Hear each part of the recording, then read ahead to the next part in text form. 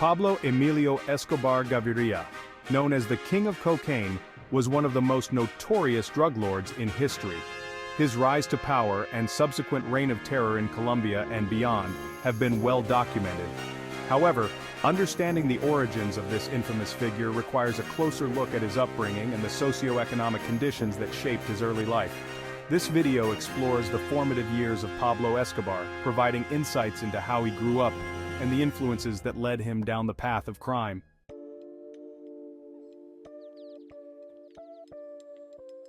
Pablo Escobar was born on December 1, 1949 in Rio Negro, a small town near Medellín, Colombia. He was the third of 7 children born to Abel de Jesus Dari Escobar, a humble farmer, and Hermilda Gaviria, a schoolteacher. The family lived in modest conditions typical of rural Colombia where poverty was widespread. Escobar's early life was marked by financial hardship. Despite his mother's profession as a teacher, the family's income was insufficient to provide a comfortable living. This economic struggle played a significant role in shaping Escobar's ambitions and his desire for wealth and power. From a young age, Escobar exhibited traits of ambition and determination, which would later fuel his rise in the criminal underworld.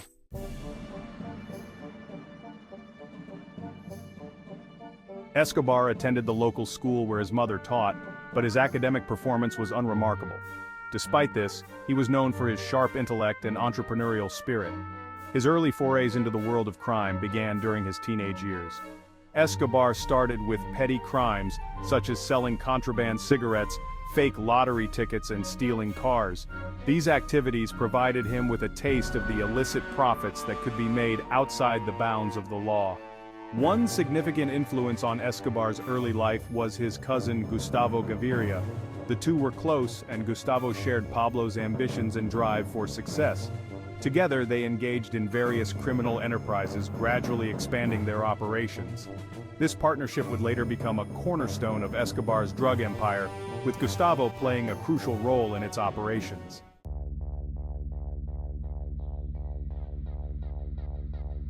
The cornerstone of Escobar's criminal empire was the cocaine trade.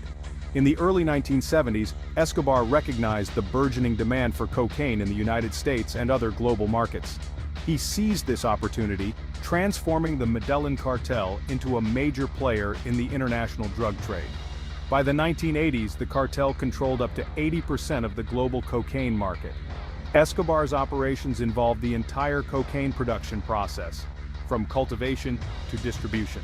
The cartel established coca plantations in Peru and Bolivia, where raw coca leaves were harvested and processed into coca paste. This paste was then transported to Colombia, where it was refined into cocaine hydrochloride in clandestine laboratories. These labs were often located in remote areas to evade law enforcement detection. Distribution was a complex and sophisticated operation. Escobar and his associates utilized a variety of methods to smuggle cocaine into the United States, including planes, boats, and even submarines. They established a vast network of smuggling routes with major entry points in Florida and California. The cartel's logistical prowess allowed them to move large quantities of cocaine with remarkable efficiency.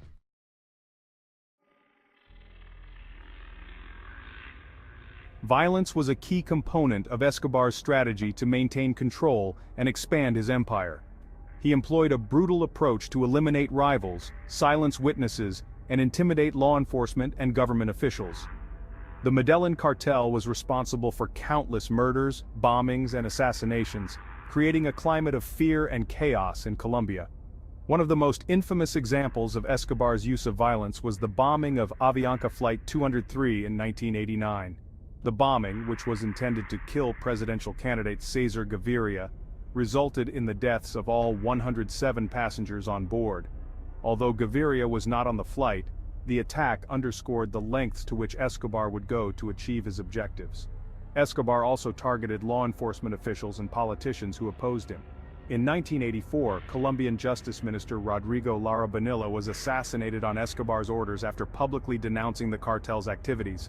This marked the beginning of a bloody campaign against the Colombian government, which included the assassination of numerous judges, police officers, and politicians.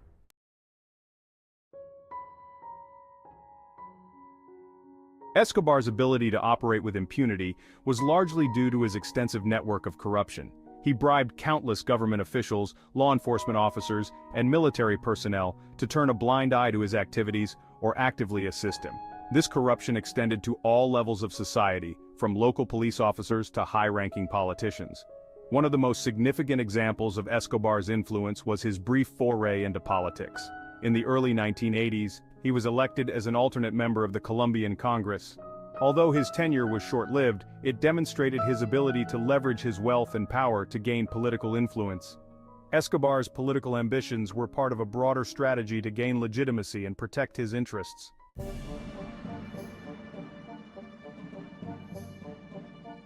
The immense profits generated by the cocaine trade necessitated sophisticated money laundering operations to conceal the illicit origins of the funds. Escobar and the Medellín cartel employed a variety of methods to launder their money, including real estate investments, front companies, and offshore bank accounts. One of Escobar's most notable money laundering operations involved the purchase of vast amounts of real estate. He invested heavily in properties in Colombia and abroad, using these assets to legitimize his wealth. The cartel also established numerous front companies in various industries, such as construction, agriculture, and tourism, to mask their financial activities. Offshore banking played a crucial role in Escobar's financial operations. The cartel utilized a network of offshore accounts and shell companies to move and store their money, making it difficult for authorities to trace the funds. These financial operations were overseen by a team of skilled accountants and lawyers, ensuring that the cartel's money laundering activities were both effective and sophisticated.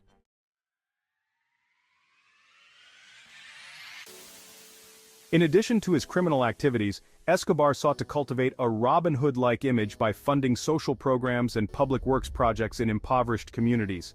He built housing, schools, sports facilities, and hospitals, earning the loyalty and support of many local residents. This philanthropic facade helped to bolster his public image and provided a degree of protection from law enforcement. Escobar's social programs were part of a broader strategy to maintain control over his territory and build a base of popular support. By addressing the needs of the poor, he was able to portray himself as a benefactor and protector, rather than a criminal. This duality, being both a ruthless drug lord and a philanthropist, added to the complexity of his legacy.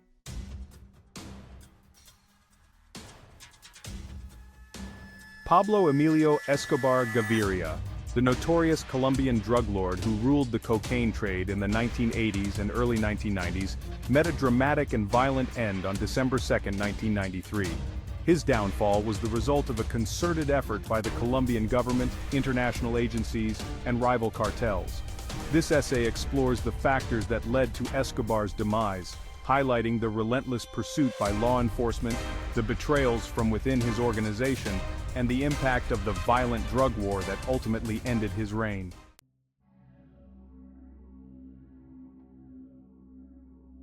By the late 1980s, Pablo Escobar's Medellín cartel controlled the majority of the global cocaine market. His influence and power extended across Colombia and beyond, thanks to a combination of bribery, intimidation, and sheer brutality. However, Escobar's violent tactics and growing wealth drew significant attention from both Colombian and international authorities. Escobar's willingness to engage in outright warfare against the Colombian state marked a turning point. His cartel was responsible for bombings, assassinations, and kidnappings that destabilized the country. The most notable example was the bombing of Avianca Flight 203 in 1989, which killed 107 people and was intended to eliminate a presidential candidate. Such acts intensified the resolve of Colombian authorities and their international allies to capture or kill Escobar.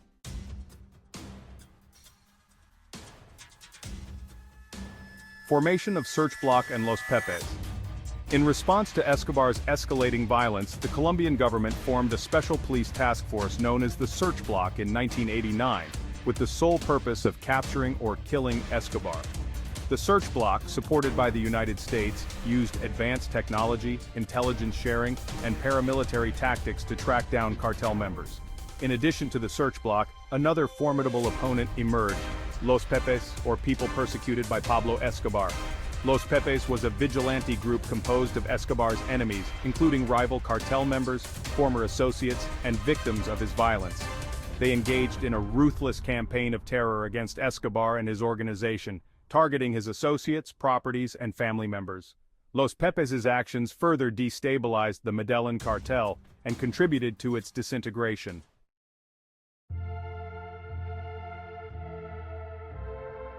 Escobar's incarceration and La Catedral. In 1991, facing mounting pressure, Escobar struck a deal with the Colombian government. In exchange for a promise of reduced charges, he agreed to surrender and serve time in a self-designed prison known as La Catedral. This arrangement, however, was more of a luxurious retreat than a penitentiary. Escobar continued to run his drug empire from within its walls, hosting lavish parties and executing rivals. The turning point came in 1992 when it was discovered that Escobar had tortured and killed several of his enemies inside La Catedral. This blatant disregard for the terms of his surrender led the Colombian government to attempt to transfer him to a more secure facility. Escobar, anticipating this move, escaped and went into hiding, setting off an intense manhunt.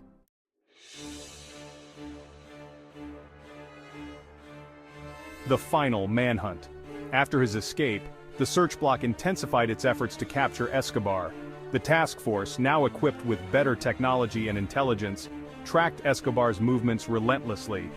Key to this pursuit was the collaboration with the United States, which provided crucial surveillance equipment, communication intercepts, and advisory support. During this period, Escobar's organization suffered significant losses. Many of his top lieutenants were captured or killed, and the financial networks that supported his empire began to crumble. The Medellín cartel's influence waned as its operations were disrupted, and rival cartels, such as the Cali cartel, seized the opportunity to expand their control over the drug trade.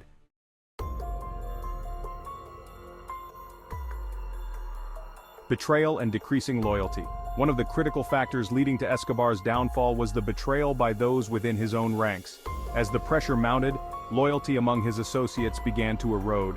Many of Escobar's former allies turned against him, providing valuable information to law enforcement in exchange for leniency or financial rewards.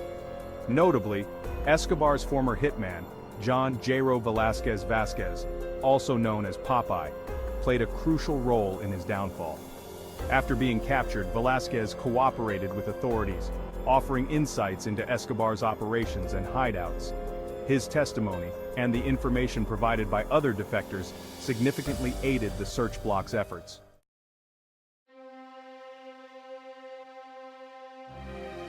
The final standoff. On December 2, 1993, after 16 months on the run, Escobar was finally located in a middle-class neighborhood in Medellín. The search bloc, acting on intercepted phone calls made by Escobar to his family, closed in on his hideout. A fierce gunfight ensued, and Escobar attempted to flee across the rooftops of nearby houses. In the ensuing chaos, Escobar was shot and killed. The exact circumstances of his death remain a subject of debate. Some accounts suggest that he was killed by Colombian police, while others propose that he committed suicide to avoid capture.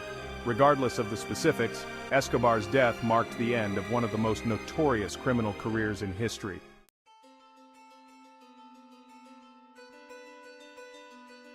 The aftermath. The death of Pablo Escobar had a profound impact on Colombia and the global drug trade. In the immediate aftermath, the Medellín cartel fragmented and lost its dominance, paving the way for the Cali cartel to rise to power. However, the fall of Escobar did not end the cocaine trade. It merely shifted the dynamics of the drug trafficking landscape.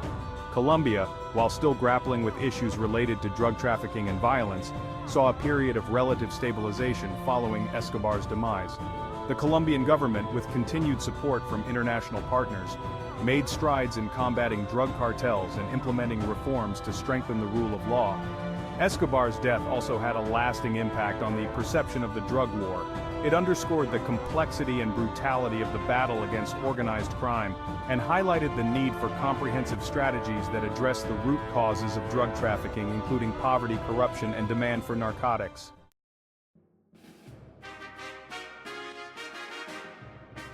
Conclusion. Pablo Escobar's downfall was the result of a multifaceted campaign involving law enforcement, rival cartels, and internal betrayals. His death marked the end of an era characterized by unprecedented violence and corruption, but it also served as a stark reminder of the enduring challenges in the fight against drug trafficking. Escobar's legacy continues to influence the discourse on organized crime and the strategies employed to combat it.